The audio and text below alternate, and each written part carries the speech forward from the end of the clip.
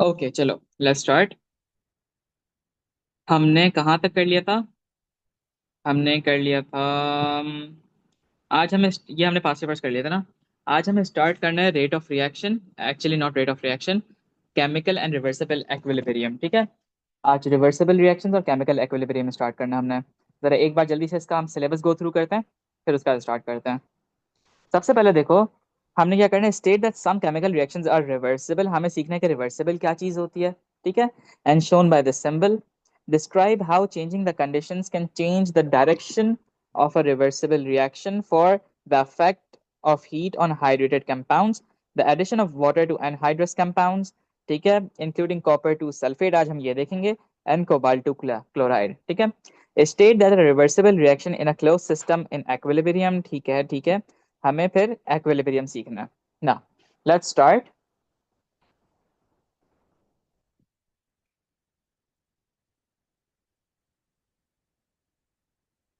सबसे पहले before we start, हम पूछते हैं कि भाई एक्विलिब्रियम क्या चीज है। अगर मैं ऐसे ही आपसे पूछता हूँ एक्विलिब्रियम क्या है, तो आप क्या बोलोगे? आप बोलोगे कि भाई इट इज समथिंग जब कोई दो चीजें बैलेंस्ड आउट हो रही हो। ठीक है, इन अ क्लोज सिस्टम दो चीजें बैलेंस आउट हो रही हो। हमने अब तक फिजिक्स में यही पढ़ा है। ठीक है, कि एक्विलिब्रियम क्या था, जब अंदर और बाहर की सारी चीजें बिल्कुल बैलेंस्ड आउट हो रही हो। यही था ना, कि सपोज एक चीज हमने फिजिक्स में पढ़ी, जैसे एक ये बॉक्स है। ठीक है, इस बॉक्स पे 5 न्यूटन की फोर्स इधर लग रही है, 5 न्यूटन की फोर्स इधर लग रही है, 5 न्यूटन की फोर्स इधर लगती है, और 5 न्यूटन की फोर्स इधर लग रही है। 5 न्यूटन और 5 न्यूटन, क्या होगा? इस पे रिजल्टेंट क्या होगा? इस पे रिजल्टेंट जीरो होगा। इस पे रिजल्टेंट जीरो होगा, जिसकी वजह से हम कहेंगे कि ये इक्विलिब्रियम के अंदर है। ठीक है, स्टैटिक इक्विलिब्रियम, डायनामिक इक्विलिब्रियम हमने पढ़ा था। लेकिन जब हम केमिस्ट्री में बात करते हैं ना, हम थोड़ी डिफरेंट होता है इक्विलिब्रियम वहां पे। ठीक है। सबसे पहले तो हमें कहना है कि भाई the term equilibrium is used for reversible reaction. Reversible reaction के लिए। ठीक है। रिवर्सिबल रिएक्शन क्या भला है भाई? सबसे पहले ये देखते हैं। रिवर्सिबल रिएक्शन का पहले सिंबल क्या है? सिंबल ये है। आप एक एरो ऐसे बनाते हो जैसे ऊपर का हेड होता है, ठीक है, और दूसरा एरो आप ऐसे बनाते हो जिसको नीचे हेड करते हो। ठीक है, ये हमारे पास रिवर्सिबल रिएक्शन का सिंबल है। जब भी हमारे पास रिवर्सिबल रिएक्शन का वर्ड यूज होगा, आपने ये सिंबल यूज करना है। अच्छा, बाय द वे गाइस, मैंने किसी और मोबाइल से ज्वाइन कर लिया है, तो if you want to ask anything on the chat, go ahead, मेरे पास मैं मैसेजेस देख लूंगा अब। Now moving on. अब ना इसकी थोड़ी सी एग्जांपल देखते हैं। हमारे पास ना एक चीज होती है, एक कंपाउंड होता है कॉपर सल्फेट। ठीक है, कॉपर टू सल्फेट कहते हैं, कॉपर सल्फेट का हो। ठीक है, ये कॉपर सल्फेट जब ड्राई होता है ना, बिल्कुल ड्राई होता है, तो ये व्हाइट कलर का होता है। ठीक है, ये क्या होता है? व्हाइट कलर का होता है। जैसे ही हम इसके अंदर पानी डालते हैं ना, ये क्या है? ये कॉपर सल्फेट है जो कि व्हाइट कलर का है। ठीक है, इसका कलर क्या है? इसका कलर व्हाइट है। जैसे ही मैं इसके अंदर पानी डालूंगा, जरा सा पानी गिराता हूँ, इसका कलर चेंज हो जाता है ब्लू में। ठीक है, और ये बन जाता है हाइड्रेटेड कॉपर सल्फेट। अच्छा, याद रखना क्या टर्म यूज किया मैंने, हाइड्रेटेड। हाइड्रेटेड का मतलब वो होता है कि भाई कोई ऐसा कंपाउंड जिसके अंदर केमिकली वाटर हो। ठीक है, केमिकली वाटर हो। अब आपने क्या रखना है कि भाई कॉपर सल्फेट के अंदर जैसे ही मैंने डाला ये अपना पानी डाला, इसका कलर ब्लू हो गया व्हाइट से। और इसका आपको याद करना है, इसकी ये ना याद करनी है आपको। ये बन जाता है CuSO4.5H2O। मतलब 1 मोल ऑफ CuSO4 के साथ 5 मोल्स ऑफ H2O हैं। ठीक है, 1 मोल ऑफ CuSO4 के साथ 5 मोल्स ऑफ H2O अटैच्ड है। ठीक है। ना दिस इज 5, ये वैसे बहुत छोटी सी वो है, क्वांटिटी है, लेकिन आपको पता होनी चाहिए। अब देखो, अब इसके अंदर मैंने डाल दिया पानी। ठीक है, इसके अंदर मैंने डाल दिया पानी। जब मैं इस कंपाउंड को हीट करता हूँ, जैसे ही मैं इस कंपाउंड को हीट करता हूँ, ये दोबारा पानी सारा निकल जाता है। ठीक है, ये सारा पानी अलग हो जाता है, और CuSO4 दोबारा अलग हो जाता है। मैं जरा ना आपको इसकी एक छोटी सी वीडियो दिखाता हूँ ताकि ज्यादा समझ आए।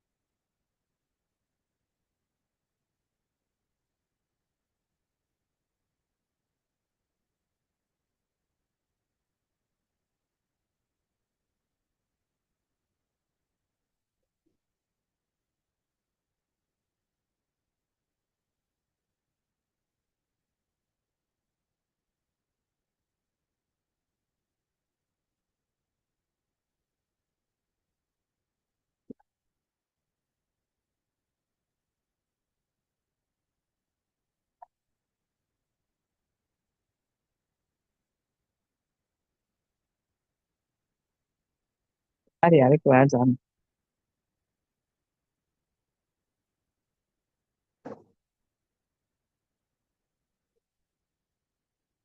देखो, सबसे पहले देखो कि हमारा अभी जो इसका कलर है ना, कॉपर सल्फेट का, इसका कलर क्या है?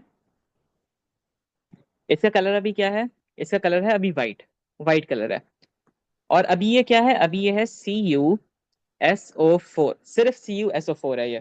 ठीक है, ये है अभी ये। ठीक है। जैसे ही, अभी ये चीज है CuSO4, जैसे ही मैंने क्या किया, मैंने ना इसके अंदर डाला पानी, मैंने इसके अंदर गिराया पानी। देखो जैसे ही पानी गिराया, इसका कलर कैसे चेंज हुआ? ब्लू कलर का कलर हो गया इसका।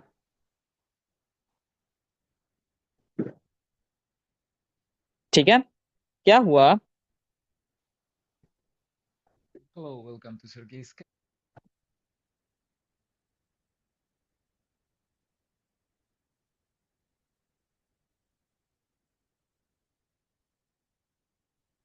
यहाँ देखो, या तो कॉपर सल्फेट, ठीक है, कॉपर सल्फेट था, इसके अंदर मैंने डाला पानी, इसके अंदर मैंने क्या डाला? पानी डाला। जैसे ही मैंने पानी डाला इसके अंदर, तो ये किसमें बदल गया? CuSO4.5H2O में। ये .5H2O आपको याद करना है। ठीक है।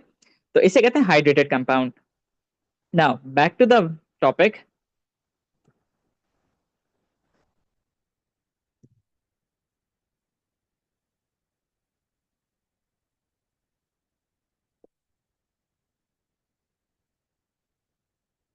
Okay, back to the topic.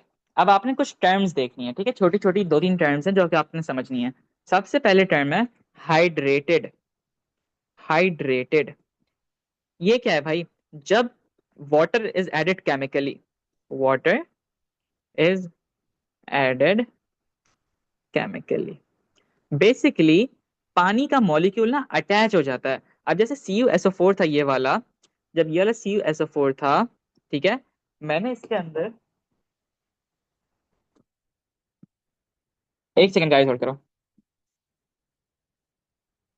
जैसे ही ये CuSO4 था, मैंने ना इसके अंदर डाला पानी, तो पानी इसके साथ अटैच हो जाएगा। ठीक है, पानी के साथ अटैच हो जाएगा, मॉइस्चराइज हो जाएगा, और ये ब्लू कलर का हो जाएगा। ठीक है। तो क्या हुआ? ये टर्म है हाइड्रेटेड की। सेकंड टर्म आपके पास है एनहाइड्रस। एनहाइड्रस, एनहाइड्रस, इसका मतलब क्या है? जब मैं पानी को किसी कंपाउंड से रिमूव कर दूं कंप्लीटली। अब सपोज करो मेरे पास ये CuSO4.5H2O का कंपाउंड था, ठीक है, जैसे ही मैंने इसको हीट किया, तो ये ना CuSO4 अलग हो जाएगा, और इसके साथ जो पानी ये वाला अटैच था, जो .5H2O जो अटैच था ना इसके साथ, ये अलग हो जाएगा। ठीक है, दोनों अलग अलग हो जाएंगे, सारा पानी उड़ जाएगा, गैस की सूरत में उड़ गया, जैसे भी उड़ गया, पानी खत्म हो जाएगा। अब आपने कलर्स भी याद करने हैं, ठीक है। ब्लू कलर है किसका? जब पानी ऐड करूंगा मैं, ठीक है। और व्हाइट कलर एनहाइड्रस कॉपर का, कॉपर सल्फेट का। एनहाइड्रस जब उसके अंदर पानी नहीं है तो उसका कलर क्या है? व्हाइट है। ठीक है, ये आपको याद रखनी है ना। ये सब पढ़ाने का भी मकसद क्या है? देखो, अगर मैं आपसे बोलूं कि जब मैं CuSO4.5H2O के अंदर जब इसे मैं हीट करता, जब मैंने इसे हीट किया, तो मेरे पास क्या बन के निकला?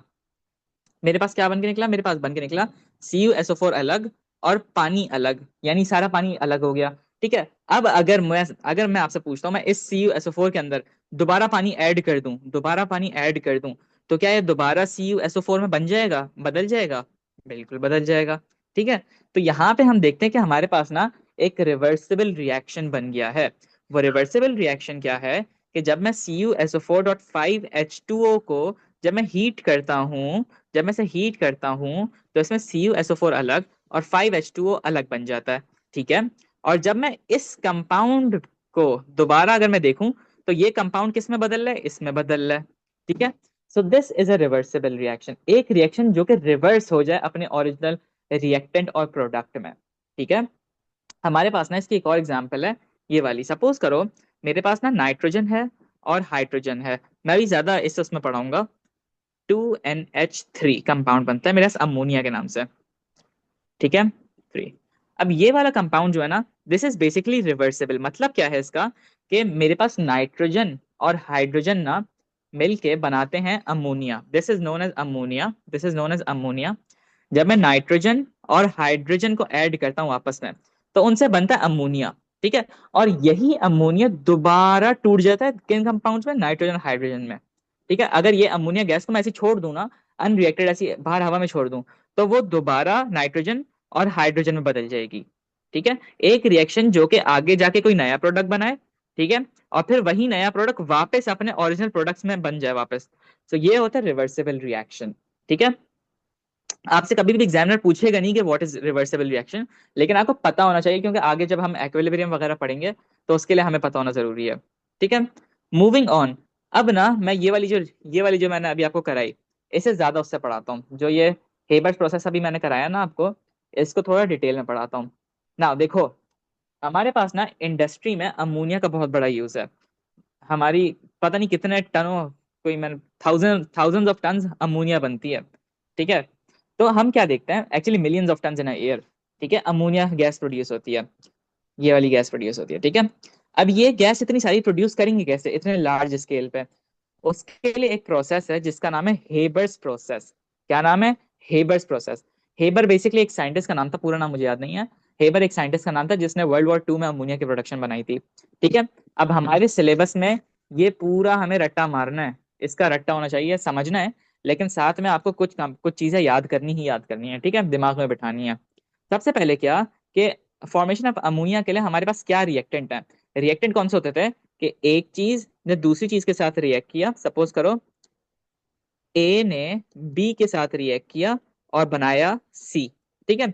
तो ए और बी मेरे क्या है, रिएक्टेंट है। और सी क्या है, सी मेरी प्रोडक्ट है।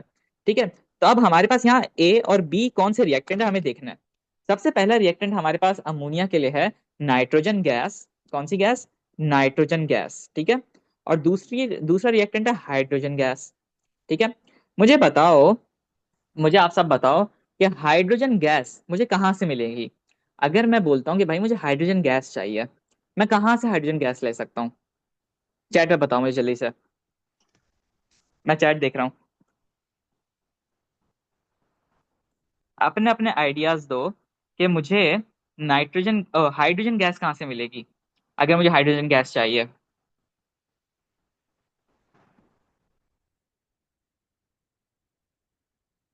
जल्दी से, सुमैया, आयजा, अशरफ। एटमॉस्फेयर। ओके, और कुछ?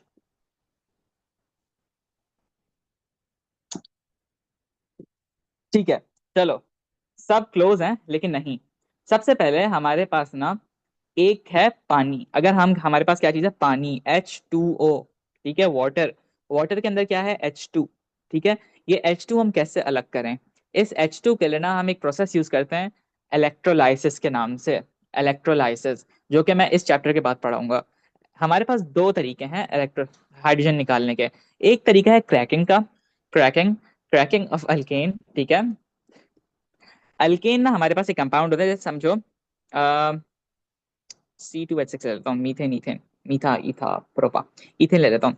सी सी 1 2 3 4 5 6। अब ना ये कंपाउंड होता है, इसको मैं बहुत डिटेल में पढ़ाऊंगा। अभी बस मैं जल्दी जल्दी सिलसिले से बता रहा हूँ। ठीक है। ये मेरे पास एक कंपाउंड है। अब देखो, इसे कहते हैं इथेन। ठीक है, क्या कहते हैं, इथेन। जिसमें 2 कार्बन के कंपाउंड्स हैं। ठीक है। और ये इसके 6 हाइड्रोजन अटैच हुए हैं इसके साथ। मैं बताऊं क्या करता हूँ, मैं ना इसको तोड़ता हूँ, इसको तोड़ता हूँ। जब मैं इसको तोड़ता हूँ ना, तो मेरे पास एक चीज बनती है। मेरे पास इथेन से बनता है ईथीन। ईथीन जो कि ऐसे होती है, C 1 2 3 4। अब मेरे पास 4 हाइड्रोजन है। क्या हुआ, मेरे पास 2 हाइड्रोजन अलग हो गए, ये वाला हाइड्रोजन और ये वाला हाइड्रोजन। ठीक है, ये 2 हाइड्रोजन मिलकर बना लेते हैं H2 गैस। मैं जो ये H2 गैस है ना, ये वाली जो गैस है, इसको यूज करता हूँ गैस निकालने के लिए, हाइड्रोजन गैस निकालने के लिए। दूसरा तरीका क्या है, कि भाई मैं सिंपली पानी को इलेक्ट्रोलाइज कर लूं। जब पानी को मैं इलेक्ट्रोलाइज करता हूं तो मेरे पास हाइड्रोजन गैस आती है। तो दो तरीके मिल गए मुझे। सोर्स ऑफ हाइड्रोजन क्या है, cracking of alkane. Cracking of alkane और इलेक्ट्रोलाइसिस ऑफ वाटर। ठीक है। अल्केन के पास समझो, अभी के लिए बस ये समझो कि 2 हाइड्रोजन एक्स्ट्रा है, हमने उससे ये 2 हाइड्रोजन छीन लिया और उसे तोड़ दिया। तो इसने क्या किया, गुस्से में इसने अपने हाथ अंदर बंद कर लिए। तो ये इसके हाथ ऐसे हो गए। और जो 2 हाथ इसके खुले हुए थे, उनसे हाइड्रोजन हमने छीन ली, उससे हाइड्रोजन हमने निकाल ली, हाइड्रोजन को अलग कर दिया। और जो हाइड्रोजन थी उन्होंने आपस में बॉन्ड बना के H2 गैस बना दी। ठीक है, समझ आ गया। नाउ नेक्स्ट हमारे पास है कि भाई नाइट्रोजन कहाँ से लें। नाइट्रोजन। आप मुझे एक बात बताओ जरा जल्दी से, छोटी सी बात बताओ, मैं चैट देख रहा हूँ कि मुझे बताओ हमारी हवा के अंदर ना, जो हमारे आसपास हवा है, उसमें सबसे ज्यादा कौन सा कंपाउंड मिलता है, मुझे ये बताओ। ऑक्सीजन मिलती है, कार्बन डाइऑक्साइड मिलती है, आपके आपके अंदाजे में क्या है कि सबसे ज्यादा मुझे हमारी नॉर्मल हवा के अंदर क्या कौन सा कंपाउंड है? ऑक्सीजन है, कार्बन डाइऑक्साइड है, कार्बन है, क्या लगता है आपको? Very good. ठीक है। आपको एक मजे की बात बताता हूँ। अभी हम केमिस्ट्री ऑफ द एनवायरनमेंट में ये चीज पढ़ेंगे कि हमारी हवा के अंदर ना, नॉर्मल हवा के अंदर 78% हाइड्रोजन नाइट्रोजन है, नाइट्रोजन, और सिर्फ 21% ऑक्सीजन है। जो हम ऑक्सीजन ब्रीथ कर रहे हैं वो तो ज्यादा है भी नहीं, सबसे ज्यादा हमारे पास नाइट्रोजन है जो कि 78% है। Very good Maheen. ठीक है। तो क्या हुआ हमारे पास सोर्स ऑफ नाइट्रोजन कहाँ से? कि हम फ्रैक्शनल डिस्टिलेशन करते हैं लिक्विड एयर की। मैंने डिस्टिलेशन का प्रोसेस आप सबको बताया था कि क्या होता था, लिक्विड बॉइलिंग करते थे और जो फिर वो कंडेंस कर देते थे उसे। ठीक है। तो बस आपने क्या याद करना है कि भाई सोर्स ऑफ हाइड्रोजन क्या है? क्रैकिंग ऑफ अल्केन या electrolysis of water. Source of nitrogen क्या है? Fractional distillation of liquid air. ठीक है, आई होप ये क्लियर हो गया। अभी फॉर नाउ ये बस एम्फसाइज करने के लिए बताया है, अभी याद कर, अभी से मत याद करो, ठीक है। अच्छा, उसके बाद हमारे पास कुछ कंडीशंस हैं जिसके अंडर ये रिएक्शन होता है। ठीक है, ये रिएक्शन होता है। वो कंडीशंस क्या है ये आपको याद करनी है। ठीक है, हमारे पास 450 डिग्रीज का टेम्परेचर इस्तेमाल होता है, 450 डिग्री सेल्सियस का टेम्परेचर इस्तेमाल होता है। ठीक है। 200 एटमॉस्फेरिक प्रेशर इस्तेमाल होता है। 200 एटमॉस्फेरिक प्रेशर मतलब कि 200,000 किलो पैस्कल। ठीक है, किलो पैस्कल। ये नंबर याद करने की जरूरत नहीं है, बस आप ये याद कर लो कि 200 एटमॉस्फेरिक प्रेशर यूज होता है। ठीक है, और हमारे पास कैटलिस्ट क्या यूज होता है? कैटलिस्ट यूज होता है आयरन, Fe। Fe हमारे पास कैटलिस्ट यूज होता है। आप सबको याद है कैटलिस्ट का क्या काम था? कि भाई वो रेट ऑफ रिएक्शन को बढ़ाता था, कैसे? Bye lowering the activation energy. हमने लास्ट क्लास में यही पढ़ा था। ठीक है। तो क्या हुआ, हमारे पास तीन कंडीशन है जो कि आपको याद करनी है। टेम्परेचर क्या है? 450। आपके पास एटमॉस्फेरिक जो प्रेशर क्या है? आपके पास प्रेशर है 200। और आपके पास आयरन एज अ कैटलिस्ट इस्तेमाल हो रहा है। ठीक है, आगे बढ़ते हैं। हमारे पास ये इसकी पूरी इक्वेशन है जो आपको रट्टा मारनी है कि N2 प्लस H2 मिलके बना रहा है 2NH3। आप इसे बैलेंस आउट कर लो तो आपके पास यहाँ 3 और 2 लग जाता है। ठीक है, and this is a reversible reaction, लाजमी याद रखना, भूलना मत। रिवर्सिबल, रिवर्सिबल मतलब, रिवर्सिबल मतलब कि भाई ये जो है, ये कंपाउंड जो है, पहले अमोनिया बनता है, ठीक है, और फिर अमोनिया दोबारा ब्रेक डाउन होकर नाइट्रोजन और हाइड्रोजन में टूट जाती है। ठीक है ना। हमारे पास कुछ, ये मैंने एक छोटी सी डायग्राम बनाई है ताकि आपको अच्छे से समझ आ जाए। ठीक है, एक सेकंड में जरा से ऊपर कर लूँ। ये मैंने एक डायग्राम बनाई है जो कि आप देखो लाजमी। जिसमें क्या है, हमारे पास ना, सबसे पहले देखो, यहाँ पे नाइट्रोजन है, ठीक है, और हाइड्रोजन है। इन दोनों को हमने डाला एक कन्वर्टर के अंदर, जहां पे ये दोनों रिएक्ट होंगी, जहां पे दोनों रिएक्ट होंगी। इस कन्वर्टर के अंदर ये सारी कंडीशंस होंगी, ये तीन कंडीशंस होंगी। ठीक है, यानी इस कन्वर्टर के अंदर टेम्परेचर 450 होगा, इसके अंदर प्रेशर जो होगा वो 200 होगा, और इसके अंदर कैटलिस्ट क्या होगा? आयरन होगा। ठीक है, और ये समझो क्लोज सिस्टम है, ये क्लोज सिस्टम है, फॉर नाउ समझ लो। और ये सब हो रहा है, ठीक है। और क्या हुआ, जब इससे मेरे पास क्या निकलेगा? इससे मेरे पास निकलेगा अमोनिया। ठीक है, अमोनिया गैस निकलेगी। याद रखना कि मेरे पास अमोनिया किस में निकलेगी? गैस की सूरत में निकलेगी, NH3 गैस निकलेगी। क्या होगा, ये जो NH3 गैस है ना, इसको हम करेंगे कूल। कंडेंसर में याद है आपको, जैसे फ्रैक्शनल डिस्टिलेशन में हमारे पास एक कंडेंसर होता था, मैं ऊपर दिखाता हूँ।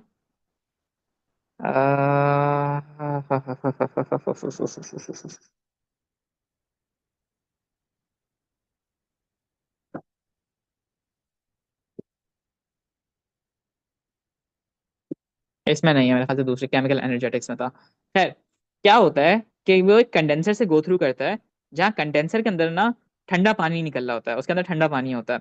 वो ठंडा पानी ना इस गैस को कूल कर देता है, इस गैस को कूल डाउन कर देता है।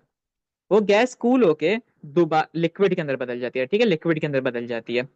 और बाकी क्या होता है कि थोड़ी सी ना इसके अंदर से अनरिएक्टेड गैस होगी जो कि बाहर निकलेगी। ठीक है, इस कन्वर्टर के अंदर से कुछ अनरिएक्टेड गैस बाहर निकलेगी जो कि वापस घूम के इधर अंदर आ जाएगी, इस इक्विलिब्रियम में एंटर हो जाएगी। और फिर दोबारा ये प्रोसेस चलता रहेगा। ठीक है, तो ये रिवर्सिबल प्रोसेस है। ये पूरा प्रोसेस आपको रट्टा मारना है। इसमें मैंने जो समझाने का काम था समझा दिया। क्या याद करना है? फॉर्मेशन ऑफ अमोनिया कैसे हो रही है? हमारे पास दो रिएक्टेंट है, नाइट्रोजन और हाइड्रोजन, ठीक है। सोर्सेस क्या है कि अल्केन को क्रैक करके हाइड्रोजन ले सकते हैं या इलेक्ट्रोलाइसिस ऑफ वाटर से हाइड्रोजन ले सकते हैं। नाइट्रोजन की क्या सोर्स है? नाइट्रोजन की सिर्फ एक सोर्स है, वो है एयर। लिक्विड एयर की हम फ्रैक्शनल डिस्टिलेशन करते हैं, जिससे हमारे पास नाइट्रोजन आता है। फिर उसके बाद आपको एक कंडीशंस याद करनी है कि 450 डिग्री सेल्सियस टेम्परेचर है, 200 एटमॉस्फेरिक प्रेशर है, आयरन एज अ कैटलिस्ट है, and this is a reversible reaction. ये इक्वेशन याद करनी है आपने, ठीक है। एंड ये डायग्राम मैंने आपको सिर्फ समझाने के लिए बस कराई है, ये आपको याद होनी चाहिए। बस आपको देखोगे तो आसानी हो जाएगी कि ये सारी आपको कंडीशंस लिख दी मैंने, बता दिया क्या क्या चीज एंटर हो रही है, क्या क्या चीज निकल रही है, ठीक है ना। अच्छा, अब हम बढ़ते हैं एक्विलिब्रियम की तरफ, ठीक है, जो हमारा एक्चुअल क्वेश्चन, जो आज का हमारा टॉपिक है, ठीक है। एक्विलिब्रियम क्या है, मुझे बताओ कि अगर मैं आपसे बोलूं कि ये जो रिएक्शन है ये एक्विलिब्रियम में आ गया है, तो कि इसका मतलब क्या है? कि आप ये बोलोगे कि भाई मेरे पास 50% रिएक्टेंट्स हैं, 50% और 50% ऑक्सीजन है। मुझे बताओ क्या मैं बात सही कर रहा हूँ? और 50% मेरे पास प्रोडक्ट बन रहा है, ये एक्विलिब्रियम हो गया। क्या आप मेरी बात से अग्री करते हो, डिसअग्री करते हो? यस और नो, जल्दी बताओ। मैं बोलता हूँ अगर कि मेरे पास ये एक रिएक्शन है जो एक्विलिब्रियम पे रीच हो गया है, ठीक है। मुझे बताओ क्या इसका मतलब ये है कि 50% मेरे पास रिएक्टेंट होंगे और 50% मेरे पास प्रोडक्ट होंगे? डू यू अग्री और डिसअग्री? यस और नो, जल्दी बताओ चैट पे।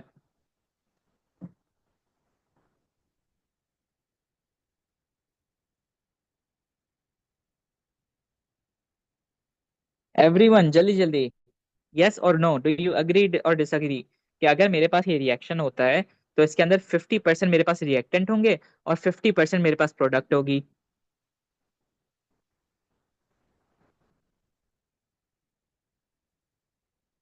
ठीक है। अच्छा, मुझे ना जरा ग्रुप चैट पे मैसेज किया करो, प्राइवेट पे मैसेज नहीं किया करो, मुश्किल हो जाता है। अच्छा नहीं, this is wrong, this is गलत, ठीक है। इसका बिल्कुल ये मतलब नहीं है।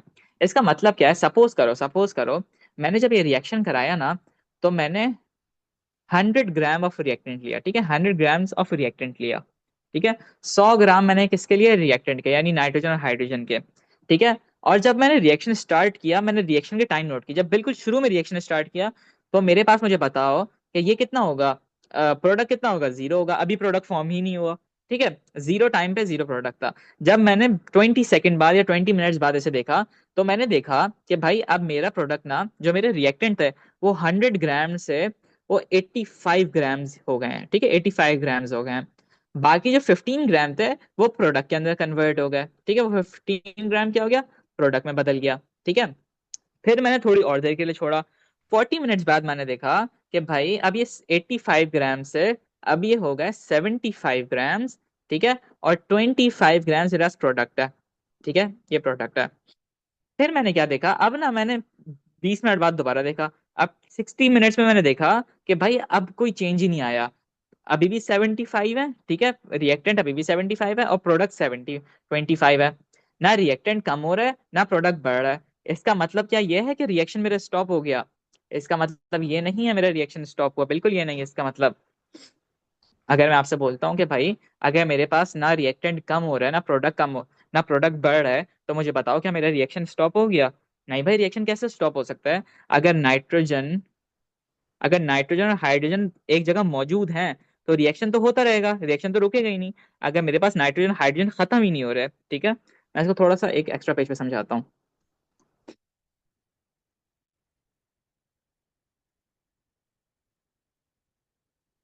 देखो, अगर मेरे पास, मैं इसको थोड़ा सा ऐसे डिटेल में समझाता हूँ। N2 + 3H2 मेरे पास बना रहा है 2 मोल्स ऑफ NH3, ठीक है। मैंने क्या किया, मैंने ना ये दोनों 100 ग्राम्स लिए, ठीक है। और मैंने टाइम देखा, टाइम मेरा था, लेट से अभी बिल्कुल स्टार्ट है 0 मिनट्स। तो मैंने देखा अभी मेरी प्रोडक्ट जीरो थी, अभी मेरी प्रोडक्ट कोई फॉर्म ही नहीं हुई, ठीक है। फिर मैंने थोड़ी देर बाद, 10 मिनट बाद देखा, सपोज करो 10 मिनट बाद देखा, तो मैंने देखा ये 90 ग्राम्स हो गया और प्रोडक्ट 10 ग्राम्स हो गई, ठीक है। मैंने कहा ओके। अब मैंने 10 मिनट बाद दोबारा देखा, यानी 20 मिनट्स में देखा, ठीक है। अब मैंने क्या देखा, ये 80 हो गया, ये 80 ग्राम हो गया और ये 20 ग्राम हो गया। यानी प्रोडक्ट आहिस्ता आहिस्ता, रिएक्टेंट मेरे कम होते जा रहे हैं, प्रोडक्ट बनती जा रही है, ठीक है। फिर मैंने 30 मिनट्स पे देखा, तो मैंने क्या नोट किया, ये 75 हो गया, ये 75 ग्राम हो गया, ये 25 ग्राम हो गया। ठीक है, मैंने कहा चलो ओके, रेट कम हो गया लेकिन चलो कोई बात नहीं। पहले 10-10 ग्राम कम हो रहा था, अब सिर्फ 5 ग्राम कम हुआ 10 मिनट में। फिर मैंने ना दोबारा देखा, T40 पे देखा, तो मैंने क्या नोट किया, अभी भी ये 75 ग्राम है और ये 25 ग्राम है। ठीक है। अब मैंने एक बात देखी कि यहाँ पे टाइम तो बढ़ा मेरा, लेकिन मेरी जो प्रोडक्ट थी वो नहीं बढ़ी। मुझे बताओ क्या यहाँ रिएक्शन स्टॉप हो गया? मेरे पास अभी भी 75 ग्राम्स ऑफ N2 और 3H2 मौजूद हैं। वो तो रिएक्ट करते रहेंगे, वो तो रिएक्ट करते रहेंगे, उनमें रिएक्शन कैसे स्टॉप होगा? अगर मेरे पास प्रोडक्ट है अभी भी 75 ग्राम्स की, तो रिएक्शन तो खत्म नहीं हो सकता ना। तो हो क्या रहा है असल में, कि भाई मेरे पास ना असल में हो क्या रहा है, कि मेरे पास 2 मोल्स ऑफ NH3 बनता है। ठीक है। और वो कितना ग्राम बनता है? वो बनता है 25 ग्राम, वो मेरे पास बनता है 25 ग्राम्स। होता क्या है, ये 25 ग्राम्स ना बैकवर्ड जाता है। इसमें से समझो 1 ग्राम बैकवर्ड चला गया, प्लस 1 ग्राम बैकवर्ड चला गया। ये 25 से हो गया 24 ग्राम्स। ठीक है, 25 ग्राम से 1 ग्राम बैकवर्ड गया। ठीक है, मतलब 1 ग्राम की गैस दोबारा डिकम्पोज हो गई, 24 ग्राम पे चला गया।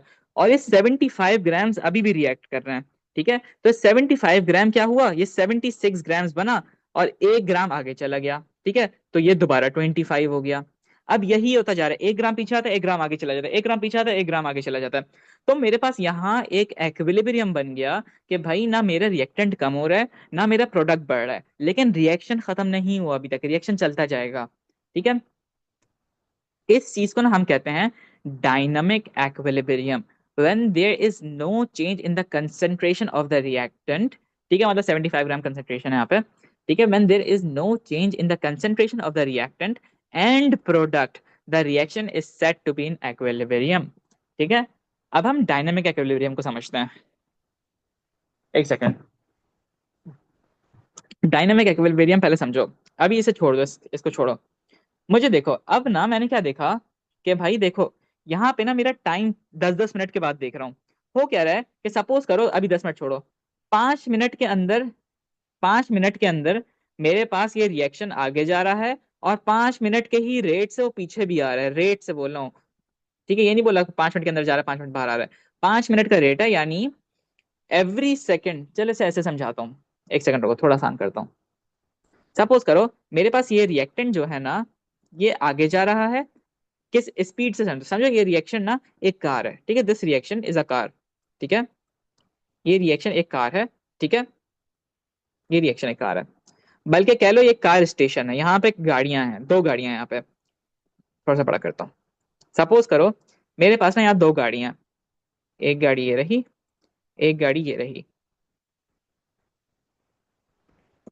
ये 2 गाड़ियां, ठीक है, मेरे पास क्या हुआ, ये गाड़ियां ना 5 मीटर्स पर सेकंड से आगे जाती हैं, यानी इनकी 5 मीटर की स्पीड है। ये गाड़ियां यहाँ पहुंचती हैं। ठीक है, ये गाड़ियां, एक गाड़ी यहाँ पहुंची। ठीक है, एक गाड़ी यहाँ पहुंची, पहले पहले एक गाड़ी पहुंचेगी फिर दूसरी गाड़ी पहुंचेगी, ऑब्वियसली, है ना। ये गाड़ी यहाँ पहुंची, और फिर ये गाड़ी वापस 5 मीटर सेकंड में यहाँ आ गई। ठीक है, तो मैं क्या देखूंगा, थोड़ी देर बाद ना दोनों स्टेशन पे एक एक गाड़ी मिलेगी मिलेगी मुझे। ठीक है, एक गाड़ी यहाँ मिली होगी, एक गाड़ी यहाँ मिली होगी, इन ये आपस में आगे पीछे चलती रहेंगी। ठीक है, एक गाड़ी 5 मीटर सेकंड से आगे गई, और फिर एक गाड़ी 5 मीटर सेकंड से वापस आ गई। ठीक है, तो मैं बोलता हूँ कि भाई द रेट ऑफ फॉरवर्ड, अब ये आगे जा रही है ना, तो ये फॉरवर्ड रिएक्शन है। जो गाड़ी आगे जा रही है, यानी ये रिएक्टेंट है ना, मेरे पास ये रिएक्टेंट्स है। रिएक्टेंट से प्रोडक्ट पे जब वो जा रही है वो गाड़ी, तो क्या हुआ मेरे पास, मैंने बोला this is known as forward reaction. तो मैंने बोला the rate of forward reaction, यानी जो आगे जाने की स्पीड है ना, जो रिएक्शन की आगे जाने की स्पीड है। Let's remove the cards for now. ठीक है, वरना कंफ्यूजन हो जाएगी क्या बोल रहा हूँ मैं। ठीक है, कार बस एग्जाम्पल के थी। मैंने क्या बोला कि भाई जिस स्पीड से रिएक्शन आगे जा रहा है ना, उसी स्पीड से रिएक्शन पीछे भी आ रहा है। ठीक है, जिस रेट से ये रिएक्शन आगे जाता है, जिस स्पीड से रिएक्शन आगे जाता है, उसी स्पीड से रिएक्शन पीछे भी आ रहा है। समझ आ रही है? तो मैं क्या कहता हूं कि मेरा डायनामिक एक्विलिब्रियम रीच हो गया है। जब इससे आप एग्जामिनर आपकी डेफिनेशन पूछ सकता है इसकी। ठीक है, तो आपने क्या बोलना है, rate of forward reaction. Forward reaction कौन सा था? जब रिएक्शन से प्रोडक्ट जा रहा था मैं। ठीक है, rate of forward reaction is equal to the rate of backward reaction. जिस स्पीड से मैं आगे जाता हूँ उसी स्पीड से पीछे भी आ जाता हूँ। ठीक है, तो मैं डायनामिक एक्विलिब्रियम में आ गया। और साथ साथ मेरी concentration of reactant and product दोनों अनचेंज्ड है, यानी दोनों चेंज नहीं हो रही। जो मैंने 75 ग्राम वाली आपको एग्जांपल्स दी थी ना, देखो यहाँ 75 ग्राम्स और 25 ग्राम, ये दोनों चेंज नहीं हो रही। ठीक है, तो ये आपको पूरी डेफिनेशन 2 मार्क की आती है जो आपको याद करनी है। ये 2 मार्क की आती है। जैसे पहला मार्क आपको किस बात का मिलेगा, पहला मार्क मिलेगा आपको जब आप बोलोगे कि the rate of forward reaction is equals to the rate of backward reaction. ठीक है, और दूसरा मार्क मिलेगा आपको जब आप बोलोगे and the concentration of reactant and product remain same.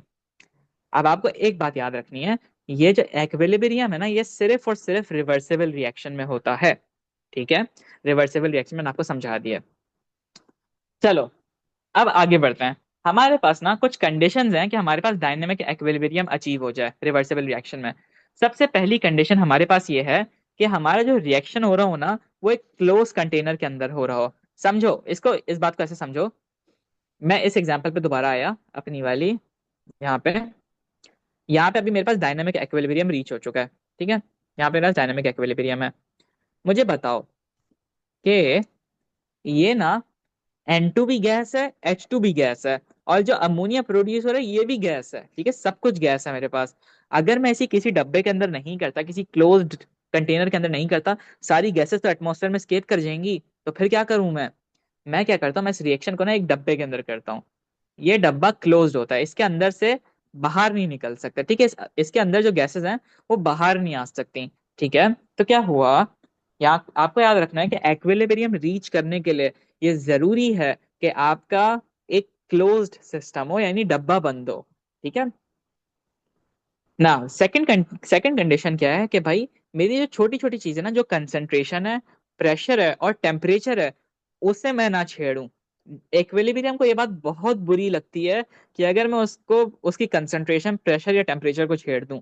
अगर मैंने प्रेशर कम कर दिया ना, उसको गुस्सा आ जाएगा, वो बोलेगा ये क्यों किया। वो उसको अपोज कर देगा, वो बोलेगा आपने प्रेशर कम किया, आप भाड़ में जाओ, मैं अपना पूरा एक्विलिब्रियम ही तोड़ रहा हूँ। ठीक है, मैंने कंसंट्रेशन चेंज की, वो बोलेगा यार व्हाट द हेल, वो अपना एक्विलिब्रियम खत्म कर देगा, वो अपना फॉरवर्ड रिएक्शन और बैकवर्ड रिएक्शन को चेंज कर देगा थोड़ा बहुत। ठीक है, हमारा एक्विलिब्रियम, कंसंट्रेशन, प्रेशर और टेम्परेचर अगर उसका हम छेड़ेंगे, तो समझो हमने एक्विलिब्रियम को ही छेड़ दिया। वो पूरा पूरा चेंज हो जाएगा। ठीक है, एक्विलिब्रियम ही पूरा चेंज हो जाएगा। ठीक है, सब एक्विलिब्रियम चेंज करने से मतलब कि उसकी स्पीड चेंज हो सकती है, उसका रिएक्शन, उसकी रेट चेंज हो सकता है, उसकी कंसेंट्रेशन चेंज हो सकती है, प्रोडक्ट की फॉर्मेशन चेंज हो सकती है, कुछ भी। वो अभी हम थोड़ा और गौर से पढ़ेंगे। लेकिन अभी ये समझो कि मैं अपनी कंसेंट्रेशन और अपने प्रेशर और अपने टेम्परेचर को मैं नहीं छेड़ सकता अगर मैंने एक्विलिब्रियम रीच करना है। ठीक है, अब हमारा ना ये एक चीज है, ये ला शट्रियर्स प्रिंसिपल जो है हमारे सिलेबस में नहीं है, लेकिन इसका इस्तेमाल जरूर है हमारे सिलेबस में, तो आपको थोड़ा सा बता देता हूँ। क्या है, if a dynamic equilibrium is disturbed by changing the condition, जो मैंने आपको ये बात बताई, जो ये वाली कंडीशंस हैं, ये 3 कंडीशंस हैं, टेम्परेचर, कंसंट्रेशन और प्रेशर। ये 3 कंडीशन को अगर हमने छेड़ा, ठीक है, अगर हमने छेड़ा, तो क्या होगा, रिएक्शन ना, जो हमारा रिएक्शन है, वो अपोजिंग डायरेक्शन में चेंज, वो अपोज करेगा उसको, वो उसको अपोज करेगा। ठीक है, वो क्या करेगा, वो उसको अपोज करेगा। सपोज करो देखो, अगर मेरे पास ना, अगर मैंने क्या किया, यहाँ पे इस जगह पे आओ, यहाँ पे आओ, अभी मैं थोड़ा सा पेन चेंज करूँ, पर्पल पेन लेते हैं, ब्लू पेन लेते हैं, चलो। मेरे पास यहाँ पे ना ये एक डब्बा था, ठीक है, इसके अंदर अभी मुझे बताओ मोल्स कितने हैं, 3 मोल्स यहाँ पे, 1 मोल यहाँ पे। ठीक है, अगर मैंने ना इन रिएक्टेंट्स का प्रेशर बढ़ा दिया, सपोज करो मैंने इसका प्रेशर बढ़ाया, बताओ एक्विलिब्रियम क्या करेगा, वो बोलेगा अगर प्रेशर यहाँ बढ़ा रहे हो ना, तो मैं यहाँ भी प्रेशर बढ़ा दूंगा। तो क्या करेगा, मेरी प्रोडक्ट फॉर्मेशन ज्यादा हो जाएगी, मेरा एक्विलिब्रियम आगे की तरफ मूव करना शुरू कर देगा, फॉरवर्ड मूव करना शुरू कर देगा। ठीक है, उसको गुस्सा आ जाएगा, वो बोलेगा यहाँ मैं इस तरफ मूव करूंगा। ठीक है, अब अगर मैं यहाँ पे प्रेशर बढ़ा देता हूँ, अगर मैं प्रेशर यहाँ बढ़ा देता हूँ, ठीक है, तो मेरा एक्वेलिरियम इस तरफ जाना शुरू कर देगा। बहुत बेसिक बात है कि अगर मैं एक तरफ प्रेशर बढ़ा रहा हूँ तो समझो वो इस तरफ मूव करेगा, अगर मैं इस तरफ प्रेशर बना रहा हूँ तो इस तरफ मूव करेगा। अभी हम इसको थोड़ा और डिटेल में पढ़ेंगे कि मोल्स ज्यादा किस तरफ है, वो किस तरफ मूव करता है, अभी उसे छोड़ दो। अभी समझो मेरे पास क्वांटिटी ए प्लस क्वांटिटी बी बना रही है क्वांटिटी सी। ठीक है, क्वांटिटी सी ये बन रहा है मेरे पास। अब अगर मैं यहाँ पे प्रेशर बढ़ाता हूँ तो वो इस तरफ जाएंगी। ठीक है, अगर मैं यहाँ प्रेशर बढ़ाता हूँ तो इस तरफ जा रही हैं। अभी ये बस मैं आपको एक स्टैटिस्टिकली समझा रहा हूँ, अभी ये वाली डेफिनेशन मत समझना, प्रेशर को हम बहुत डिटेल में पढ़ेंगे। ठीक है, हो क्या रहा है कि हमारा जो एक्विलिब्रियम है ना, वो अपोज कर रहा है। ठीक है, वो क्या कर रहा है, वो अपोज कर रहा है। तो हमने क्या देखा, अभी पहले हम देखते हैं कंसेंट्रेशन को, ठीक है, कंसेंट्रेशन को देखते हैं। ठीक है, हमने क्या देखा कि भाई अगर मेरे पास ना ये एक रिएक्शन है जिसमें ए एक क्वांटिटी है, ठीक है, दूसरा रिएक्टेंट मेरे पास बी है, जो मेरे पास बना रहा है सी और डी। ठीक है, ये बन रहा है मेरे पास। ठीक है, जब मैंने ए प्लस बी किया तो मेरे पास क्या बना, मेरे पास सी प्लस डी बना। अब ना मैंने क्या किया, मेरे पास जो ए था मैंने उसके अंदर ज्यादा ए डाल दिया। सपोज करो ए मेरे पास, सपोज करो अभी फॉर ना समझो, पानी है, वाटर है, ठीक है, वाटर है। मैंने क्या किया, मैंने इसके अंदर, और वाटर है मेरे पास समझो 2 ग्राम्स, ठीक है, 2 ग्राम्स वाटर है। मैंने क्या किया, मैंने इसके अंदर 5 ग्राम वाटर और ऐड कर दिया। ठीक है, तो मेरे पास कितने ग्राम हो गया, 7 ग्राम वाटर हो गया। ठीक है, मैंने क्या किया, मैंने ना इसके अंदर, इस पूरे एक्विलिब्रियम के अंदर मैंने कंसेंट्रेशन ऑफ ए बढ़ा दी, ज्यादा ए डाल दिया। ठीक है, अब होगा क्या, when more A is added there are now more A particles available to collide with B. मतलब मुझे बताओ मेरे पास बी था, ठीक है, और ए था। अभी यहाँ पे हम लिमिटिंग और एक्सेस तो देख ही नहीं रहे। क्यों, वजह क्या है, क्योंकि अगर ये आगे जा रहा है तो ये पीछे भी तो आ रहा है ना, तो पीछे और आगे की कंसेंट्रेशन तो अभी खत्म ही नहीं हो रही। ठीक है, तो हम लिमिटिंग और एक्सेस रिएक्टेंट्स तो देख ही नहीं रहे यहाँ पे। ठीक है, तो अब हमने क्या देखा, मुझे बताओ अगर मैं यहाँ ए ऐड करूंगा, ठीक है, और सपोज करो यहाँ पे मेरे पास 5 ग्राम्स ऑफ ए था। पहले 5 ग्राम ऑफ ए ना रिएक्ट कर रहा था, इससे बी से रिएक्ट कर रहा था। ठीक है, अब जब मैंने इसको 5 ग्राम की बजाय 2 ग्राम और ऐड किया, Hafsa I can't understand, okay. अच्छा देखो, एक सेकंड दो यार। ओके, देखो, थोड़ा मैं अपनी पेस को स्लो करता हूँ। सबसे पहले ना हमने एक्विलिब्रियम रीच कर लिया। हफ्सा मुझे एक बात बताओ, एक्विलिब्रियम तक तुम्हें समझ आया? क्या तुम्हें समझ आया कि एक्विलिब्रियम क्या चीज है? यस और नो?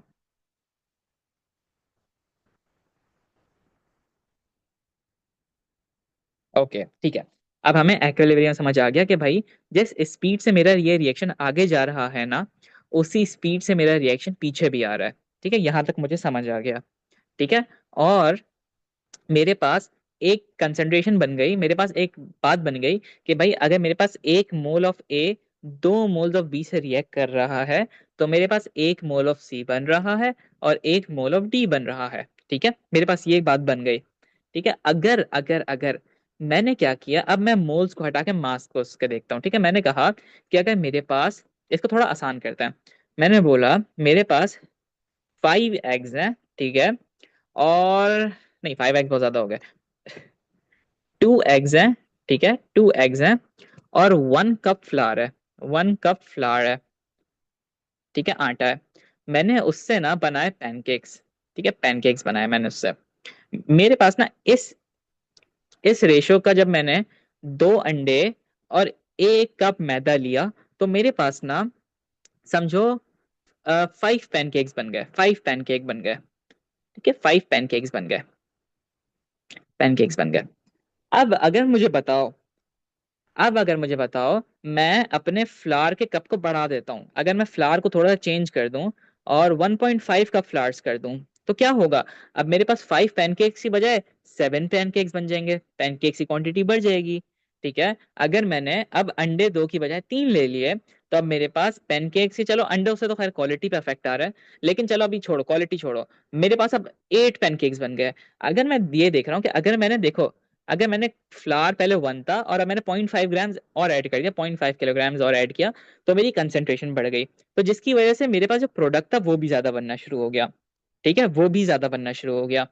ठीक है, अब अगर हमने यहाँ पे क्या देखा कि अगर मैं ए को ज्यादा ऐड करता हूँ, अब यहाँ पे ए को छोड़ो, अब मैंने क्या किया, मैंने ना इसको 1.5 ही रखा, ठीक है, 1.5 ही रखा। ठीक है, और मैंने यहाँ पे, चलो एक्स की बजाय ना मिल्क ले लेता हूँ, क्योंकि मिल्क फिर कंसिस्टेंसी को कम करेगा, एक्स से सिर्फ क्वालिटी पे फर्क आता है। Don't ask me how I know, cuz I love to bake, मुझे बेकिंग बहुत पसंद है। खैर एनीवेज, देखो यहाँ पे ना मैंने 1 कप फ्लावर लिया, 1 कप फ्लावर लिया, उसके अंदर मैंने ना 3 टेबल स्पून ऑफ क्या डाला, वो डाला, मिल्क डाला। मेरे पास ना उससे बने 5 पैनकेक्स, मेरे पास उससे क्या बना, 5 पैनकेक्स बन गए। ठीक है, मैंने बताऊं क्या किया, मैंने ना मिल्क की कंसेंट्रेशन को बढ़ा दिया, और मैंने मिल्क डाल दिया 3 चमचों की बजाय 5 चमचे। ठीक है। अब मेरे पास जो कॉर्न जो कप जो फ्लावर था उसकी कंसिस्टेंसी कम होगी, तो मेरे पास ज्यादा पैनकेक्स बन जाएंगे, मेरे पास 7 पैनकेक्स बन गए। ठीक है। हुआ क्या कि मेरे पास जब मिल्क ज्यादा बढ़ता रहा, तो उसके पास फ्लावर था एक्ट करने के लिए, वो फ्लावर के साथ रिएक्ट करता रहा, जिसकी वजह से मेरे ज्यादा पैनकेक्स बनते रहे। ठीक है। हमारे पास कुछ यही चीज यहाँ पे भी है कि भाई जब मैंने ए को डाला ना, जब मैंने ए को ज्यादा डाला, तो मेरे पास वो बी से रिएक्ट करता रहा, और ज्यादा सी बनना शुरू हो गया, ज्यादा प्रोडक्ट बनना शुरू हो गया। ठीक है। अभी सी प्लस डी छोड़ो, समझो सिर्फ सी है हमारा एक प्रोडक्ट, एक ही प्रोडक्ट फॉर्म हो रहा है। ठीक है। एक ही प्रोडक्ट फॉर्म हो रहा है। तो क्या हुआ, जब मैंने ज्यादा एक क्वांटिटी को ज्यादा किया, जब मैंने अपने मिल्क को ज्यादा किया था, तो मेरे पैनकेक ज्यादा बनना शुरू हो गए थे। ठीक है। समझ रहे हो, जब मैंने अपना मिल्क ज्यादा करता रहा, मेरे पैनकेक ज्यादा बनते रहे।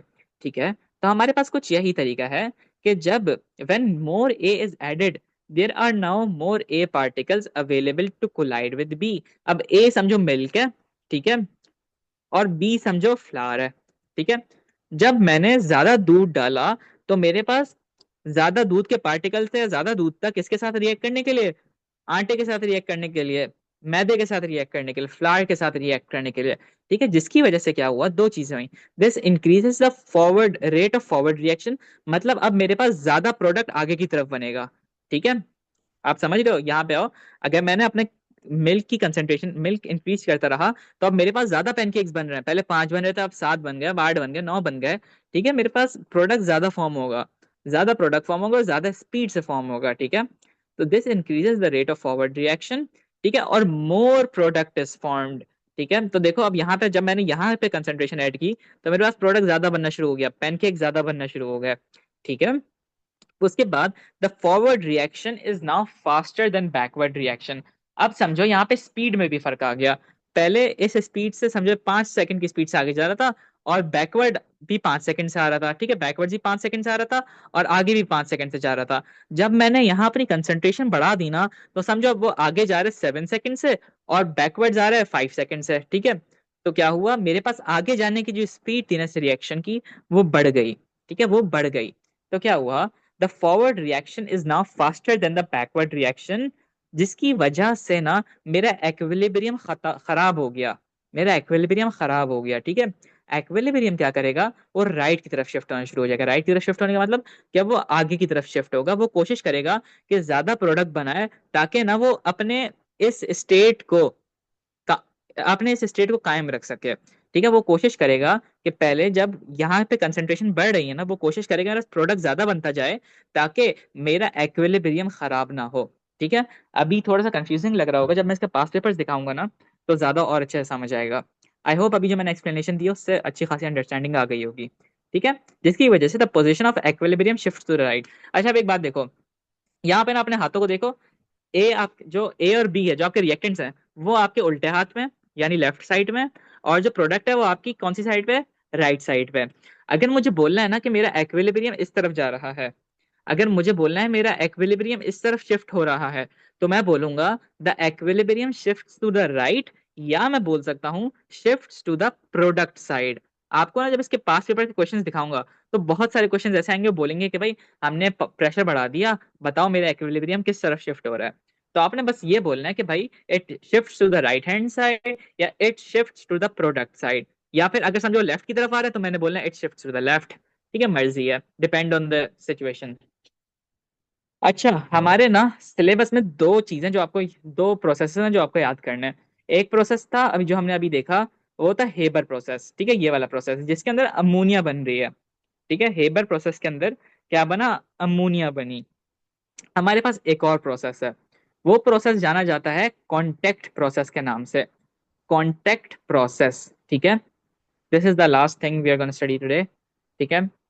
कॉन्टेक्ट प्रोसेस क्या है, इससे ना हम बनाते हैं सल्फ्यूरिक एसिड। ठीक है। कौन सा एसिड, सल्फ्यूरिक एसिड, जो कि है H2SO4।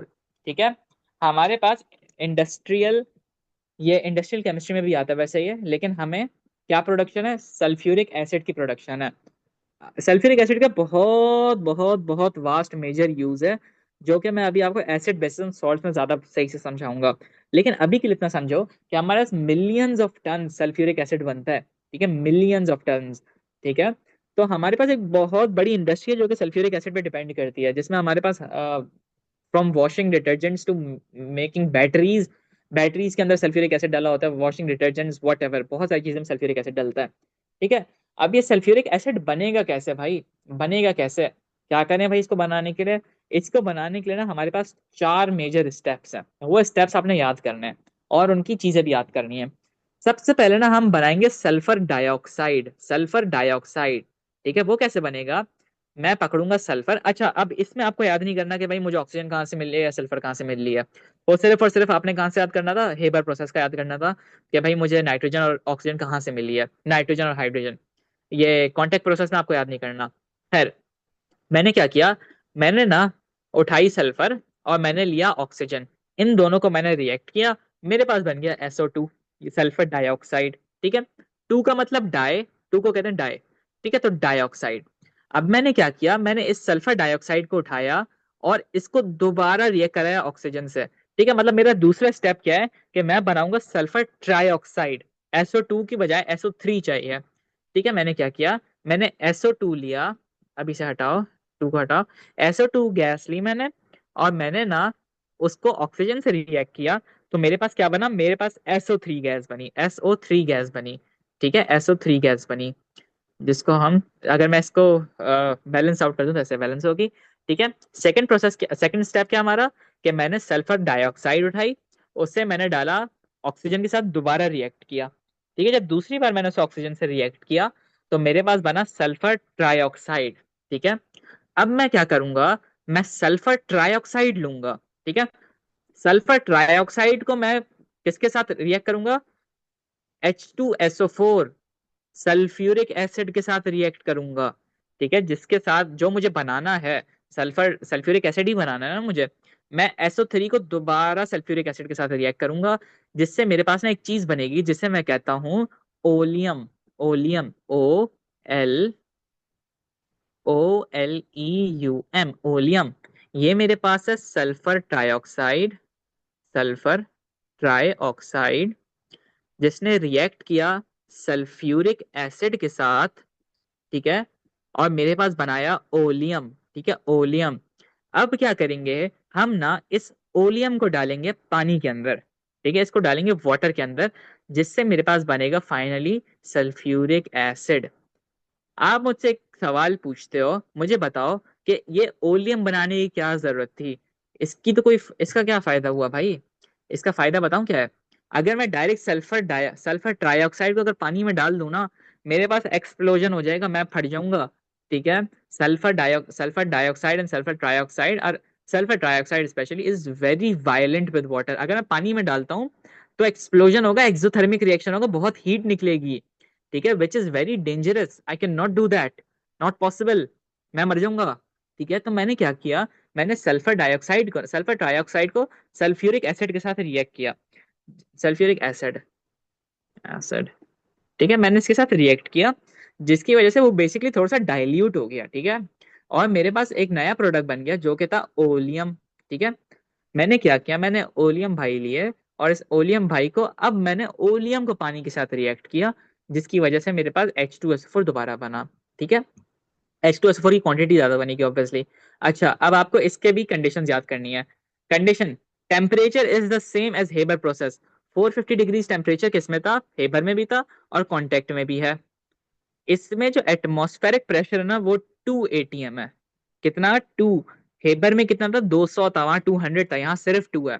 यहाँ पे कैटलिस्ट क्या है, V2O5, जिसको कहा जाता है वेनेडियम 5 ऑक्साइड, वेनेडियम 5 ऑक्साइड। क्या कंडीशंस हैं भाई, तीन कंडीशंस हैं, temperature 450 degree Celsius, pressure 2 atmospheric pressure, catalyst V2O5 या फिर वेनेडियम 5 ऑक्साइड। ये तीनों आपको याद करनी है, रट्टा मारना है, दिमाग का ढक्कन खोलना है, डालना है और दिमाग का ढक्कन बंद करना है। कोई इसके पीछे आपको वो याद करने की जरूरत नहीं है कि क्या लॉजिक है, बस ये याद करना है। ठीक है, और फाइनली हमारे पास क्या याद करना है, आपने चार बातें याद करनी है। सबसे पहले हम क्या करेंगे, हम सबसे पहले सल्फर को ऑक्सीजन के साथ रिएक्ट करके सल्फर डाइऑक्साइड बनाएंगे। फिर हम सल्फर डाइऑक्साइड को रिएक्ट करेंगे दोबारा ऑक्सीजन के साथ और बनाएंगे सल्फर ट्राइऑक्साइड। फिर हम क्या करेंगे, उस सल्फर ट्राइऑक्साइड को रिएक्ट करेंगे सल्फ्यूरिक एसिड के साथ, ठीक है, जिससे मेरे पास बन जाएगा ओलियम। फिर मैं क्या करूंगा, मैं उस ओलियम को लूंगा और डालूंगा पानी के अंदर, और जब वो पानी के साथ रिएक्ट करेगा तो मेरे पास बनेगा दोबारा सल्फ्यूरिक एसिड। ये सब आपको रट्टा मारना है। क्या करना है, रट्टा मारना है। ये चार स्टेप्स हैं। पहला स्टेप क्या है हमारा, पहला स्टेप है हमारा प्रोडक्शन ऑफ सल्फर डाइऑक्साइड, कि सल्फर डाइऑक्साइड कैसे प्रोड्यूस हो रही है। फिर हम क्या कर रहे हैं, फिर हम सल्फर डाइऑक्साइड से सल्फर ट्राइऑक्साइड बना रहे हैं, ठीक है। जब सल्फर ट्राइऑक्साइड बन गई, यानी दो से हम गए तीन के अंदर, तीन के अंदर, ठीक है। पहले हमारे पास सल्फर डाइऑक्साइड था, अब हमारे पास सल्फर ट्राइऑक्साइड है, ठीक है। फिर मैं इस सल्फर ट्राइऑक्साइड को उठाया और रिएक्ट किया सल्फ्यूरिक एसिड के साथ, जिससे मेरे पास बना ओलियम। अच्छा, ओलियम का आपको याद करना है, ये H2SO7, ठीक है। फाइनली मैंने ओलियम को डाला पानी के अंदर और मेरे पास बना H2SO4 एक्वस सॉल्यूशन के अंदर। ये सारा का सारा रट्टा है इसके अंदर, ठीक है। बस आपको याद रखना है कि जो ये वाला स्टेप है, SO2 + O2, जो कि मेरे पास बना रहा है SO3, ये कौन सा रिएक्शन है, ये रिएक्शन है रिवर्सिबल, ठीक है। मतलब ये SO3 दोबारा टूट रहा है इसके अंदर, SO2 और ऑक्सीजन के अंदर, ठीक है। ये रिवर्सिबल रिएक्शन है। यहाँ पे जब मैंने इसको बैलेंस आउट कर दिया तो ये एक्विलिब्रियम के अंदर आ गया, ठीक है। गिव मी अ सेकंड, थोड़ा अच्छा कर दूं मैं।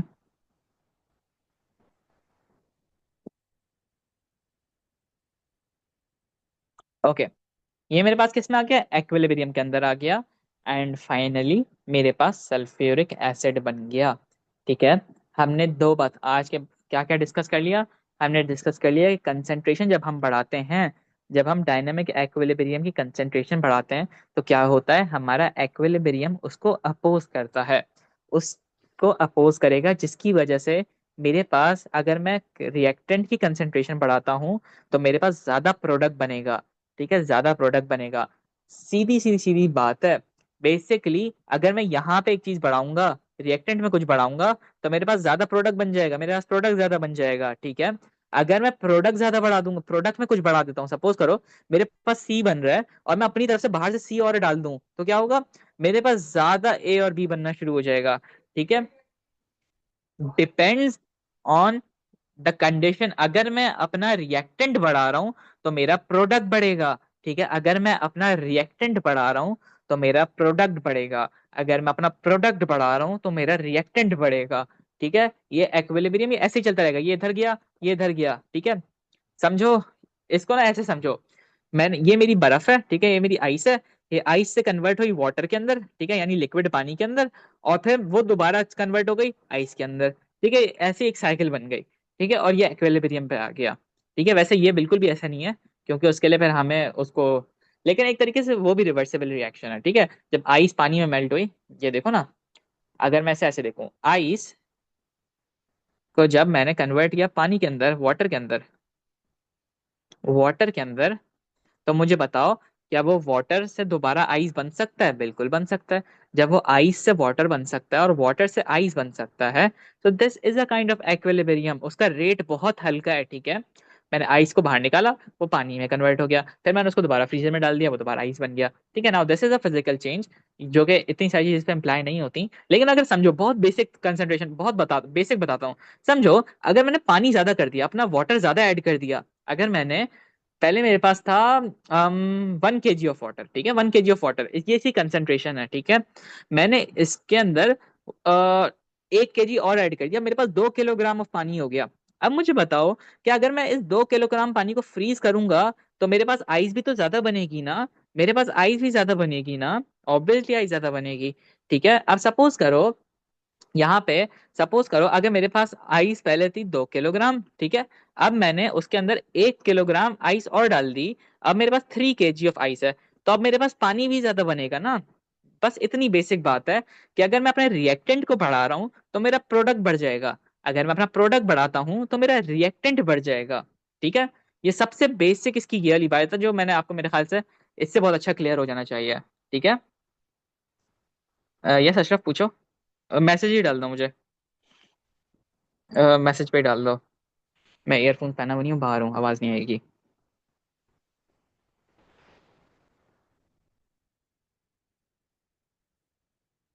अशरफ है क्लास में? हाँ अशरफ, पूछो।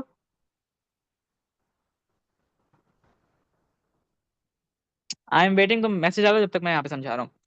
क्या हुआ, आपको मेरे ख्याल से बात क्लियर हो गई कि जब मैंने अपना रिएक्टेंट बढ़ाया तो मेरे पास ज्यादा प्रोडक्ट बना। ठीक है। जब मैंने प्रोडक्ट बढ़ा दिया तो मेरे पास ज्यादा रिएक्टेंट बन जाएगा, क्योंकि प्रोडक्ट दोबारा यहाँ पीछे बैकवर्ड्स हो रहा है ना। वो दोबारा बैकवर्ड आ रहा है, ये फॉरवर्ड जाता है, ये बैकवर्ड आ जाता है। ठीक है। Basically this is a mouse and cat chasing game, कि ये आगे भागा फिर ये वापस आ गया, फिर ये आगे भागा फिर ये वापस आ गया, बस ये घूमता जा रहा है। ठीक है। फिर हमारी कुछ कंडीशंस हैं जो कि हम नेक्स्ट क्लास में देखेंगे, जिसमें अभी हमने कंसंट्रेशन देखी, टेम्परेचर इंक्रीज करने से क्या होता है, प्रेशर इंक्रीज करने से क्या होता है। अब हम वो देखेंगे। ठीक है। अशरफ, कोई क्वेश्चन है तो जल्दी से पूछो, वरना क्लास एंड करते हैं यहाँ पे।